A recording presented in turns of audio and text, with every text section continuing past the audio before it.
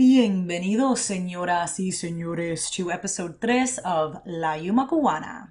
Today's topic, the Cuban Missile Crisis of October, or La Crisis de Octubre.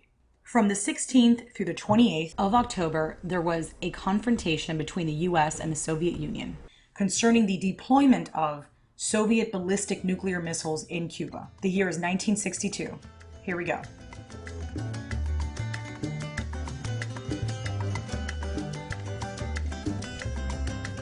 Some of you may remember in the previous episode we discussed the failed Bay of Pigs invasion, which happened in April of 1961. And that caused the Kennedy administration a great amount of humiliation. A few months later, in June of that same year, at the Vienna summit, JFK finally gets to meet with Khrushchev. So a little background information on these two men. John Fitzgerald Kennedy was born into a large, wealthy Irish Boston family. Happy, privileged childhood and whatnot, smooth with the ladies. 1941, he joined the Navy, served in the Pacific War. 1946, he was elected to Congress, and so on. Nikita Khrushchev was born into poverty in the Ukraine. At the age of 15, he became an apprentice engineer, and he started to organize workers' militia during the October Revolution, joined the Communist Party, and then worked his way up the Soviet hierarchy. Now, there is a rigid dichotomy between that of JFK representing the US and wanting to strengthen capitalism versus Khrushchev, who wanted to destroy it. Now, the meeting didn't end well due to the issue that was happening in Berlin, so they agreed to disagree, and there was some mention of building a wall and blah, blah, blah, and then they went their separate ways. Then in February of 1962 was the Proclamation 3447, which was for the embargo on all trade with Cuba. The day before it is instituted, President Kennedy calls in a Pierre Salinger, his secretary, into his office.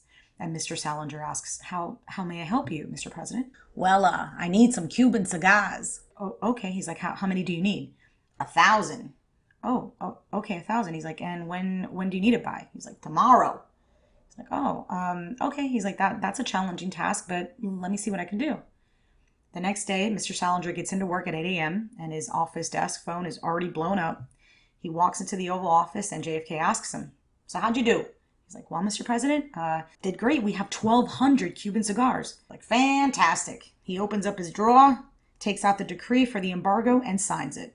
In the meanwhile, Papa's got a brand new pig bag. JFK approves a $50 million Operation Mongoose, which is essentially devised to kind of pick up and succeed where that of the Bay of Pigs had failed, to remove the communist Castro regime. It is a multiplicity of plans, which is encompassed by political, psychological, military, sabotage, proposed assassination on the key political figures, i.e. Fidel, Raúl, and El Che. They wanted to destabilize the regime and establish internal guerrilla bases. The ultimate attack was to take place in that year, October 1962. With respect to the assassinations, one of the CIA's more promising recruits, in my opinion, was that of Maria Lorenz, a German-born American. Her and Fidel had met when her father, who was the captain of the MS Berlin, had docked into the Havana harbor in February of 1959, about a month after Fidel took power, so they met almost at the inception of the revolution. She lived there for several months and was his secretary. Due to personal reasons, she left. And then when she did, she was approached by the CIA. And they asked her, you have the greatest access to Fidel. If we trained you and we gave you some poisonous pills, would you be willing to put it inside his food? She agreed. She flies back to Havana and meets Fidel in a hotel room. When she enters, he's like, where have you been? And she's like, well, I wanted to go back to New York and catch up with friends and family, which was not the truth. He's lying in bed, fully clothed, his eyes closed, with a cigar in his mouth. And he asks her, are you here to kill me? And she's shocked and she's like, yes, I am. He reaches over, grabs his .45 off the night table and hands it to her. He says, go ahead, kill me. And she's like, no. She's like, no. She's like, can't. She's like, your life is not mine to take. And it was very romantically dramatic. They embraced, they got jiggy with it, and then she dipped. As she's storming out of the lobby in tears, the CIA agents are thinking, this broad just killed Fidel. But no, it didn't happen. The following are not so much attempts to assassinate, but rather just to kind of mess with Fidel. Explosive cigars. They were going to put powder in his shoe to make his beard and all his hair fall out so he would be ridiculed. This was interesting. Lace his cigar with LSD to make him hallucinate. I guess they were going to play a Grateful Dead soundtrack in the background as he was giving his televised speech. As far as sabotage, it was a little bit more serious. They blew up large oil refineries. Internal anti-Castro groups were trained to disrupt the peace in the economy by blowing up storefronts. They burned the sugarcane fields, which was Cuba's #1 main export. Now, I'm going to need all you cat lovers to put some earmuffs on. La la la la la la la. One of the men were explaining that an efficient way to burn sugarcane fields is by taking a regular household cat and you tie its tail with a wire that's attached to a sack. And you impregnate this sack with alcohol or oil and kerosene. You light it up and you turn it loose. The cat will eventually become tired and stop running. And that's when the fire starts. And then eventually the cat will start running again and then stop again. And then another fire will start. And so on and so forth. So he claims that with one cat, you can get upwards to 2 to 3 kilometers of damage in the field. In the spring and summer of 1962, U.S. intelligence reports indicate an expanded arms shipment from the Soviet Union to Cuba. Somebody asked, "You don't think Khrushchev is sending ballistic missiles to Cuba, do you?" Nah, that's silly.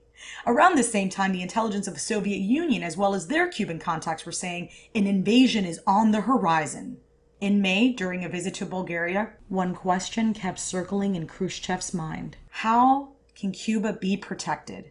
And remember, this is the new age of nuclear warfare. This is the 60s. Now, there was some controversy with what was the primary objective. Was it Berlin, or was it to establish parity? Because at this time, the U.S. had nuclear missiles on the other side of the Soviet Union border in Turkey. They had missiles in Italy as well, and Eastern Europe. The ratio, just to give you an idea, was 17-1 in favor of the U.S. Khrushchev would invite his U.S. journalist friends over to his country house in Mother Russia. These were known as dachas. So they would set up a table outside to dine, and Khrushchev would give his guests a pair of binoculars and ask them to look out into the horizon and tell them what they see. They would look, and they'd say, "I don't see anything." So he would take the binoculars, and he would look himself, and he would be like, "Ah, yes, I see them." And they'd be like, "What?" Like in total suspense, like, What do you see?"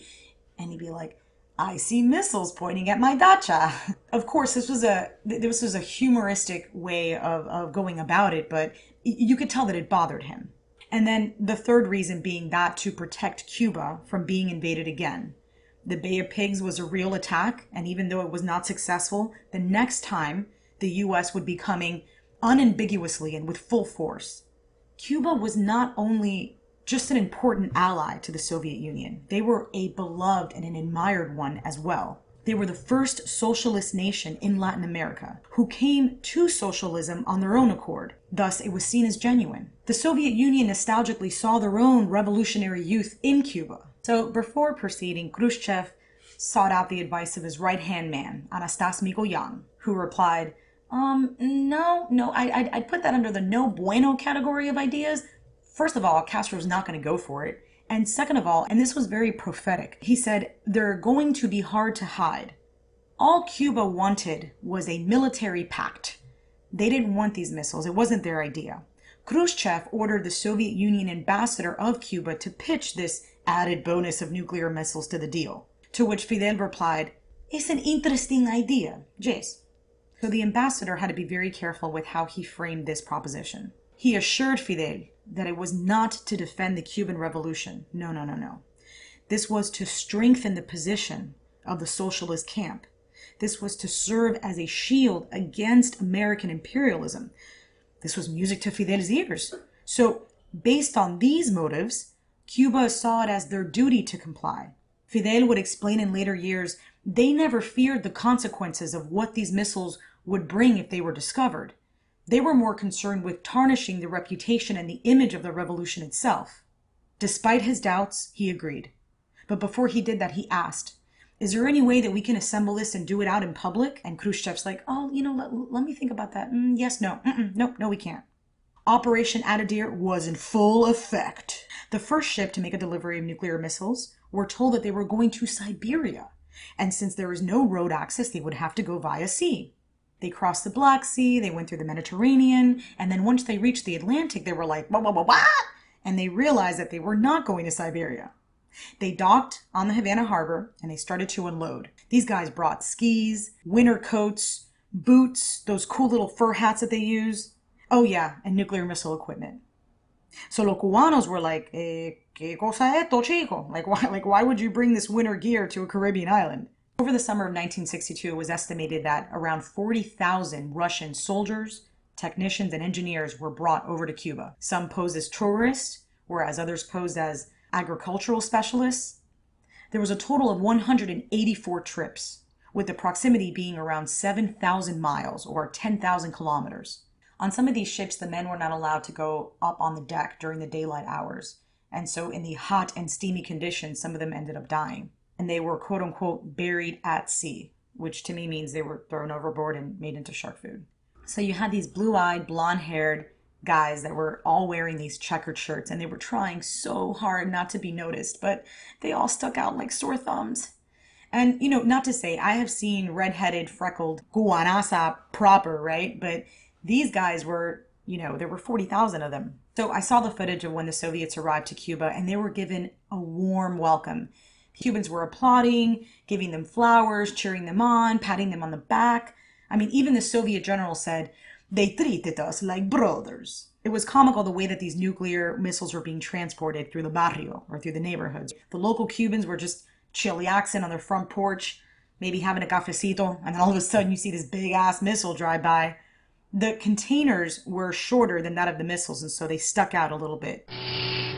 Be very, very quiet. I'm building nuclear warheads. In the meanwhile, the U.S. military training intensifies. There is a drill attack on the imaginary dictator, Ortsak. Ortsak must be defeated! Which was Castro spelled backwards. Cuba was also conducting its own large mobilization of its troops. October 14th. A U-2 spy plane captures surveillance photos, which reveals these canvas-covered objects that are greater than 60 feet. The next day, the CIA photo intelligence confirms that they are indeed missiles. The team waited. They wanted to give the president one night's good rest before they let him know. Just to put it into perspective, one nuclear warhead was the equivalency of 20 times the strength of what was dropped on Hiroshima. It was estimated that the long-range missiles could reach as far west as Los Angeles, as far east as Washington, parts of Brazil and South America.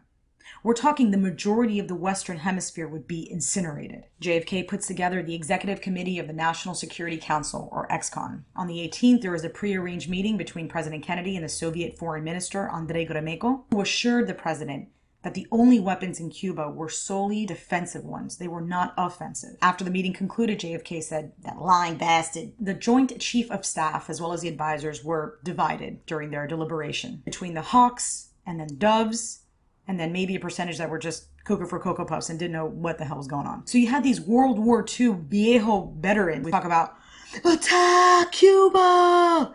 It's like, dude, we just did that. It's called the Bay of Pigs. So JFK wanted to calculate and put every single option on the table. Perhaps he was a little bit gun shy after the Bay of Pigs, and he wanted to make sure that all pros and cons for each option was weighed out. At this time, they didn't realize that had they invaded, that they would have been met with a nuclear response. So the conjectures about the readiness of these missiles were premature. JFK demonstrated tremendous forbearance under these pressures that people were giving him to attack. During this week of deliberation, time worked on the side of rationality. On October 22nd, President Kennedy spills the beans and announces to the public about the crisis, and that a naval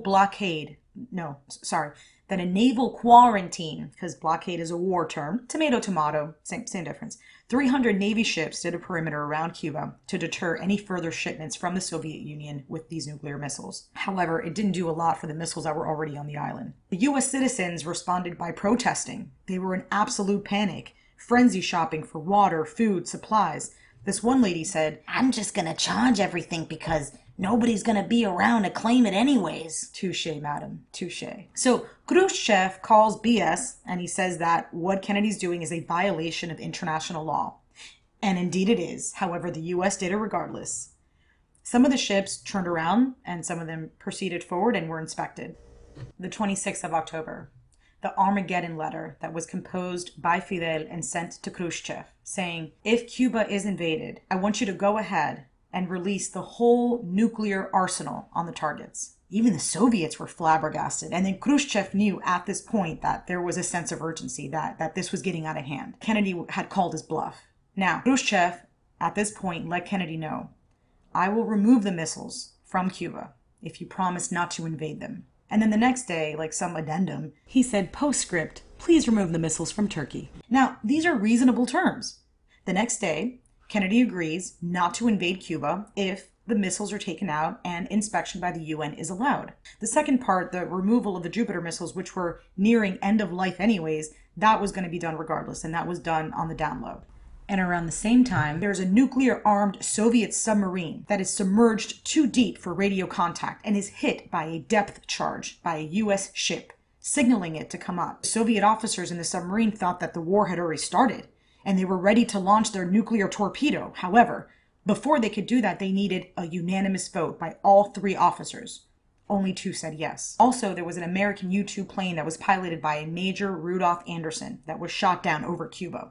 In the midst of all these well-intended negotiations between Kennedy and Khrushchev, what we have to understand is that neither Castro nor the Soviet Union soldiers that were in Cuba were abreast of what was happening. They weren't involved in the negotiations. They didn't need to sign off on anything. They weren't included or consulted. It wasn't until the next day, the 28th, that Fidel learns about these back-channel negotiations between Khrushchev and Kennedy. He felt that it was a betrayal. Cuba's not a bargaining chip. He's like, mira, Khrushchev, no sea tan maripip. Most sources at this point concluded and said that it was the end, that the crisis was over, and everybody lived happily ever after. The crisis was far from over. Do you guys really think that after all of this, the introduction of the missiles and all these Soviets into the island, the tension of being invaded at any moment, that at the end of all this, that Fidel's just going to say, oh, you want these missiles back? These missiles right here?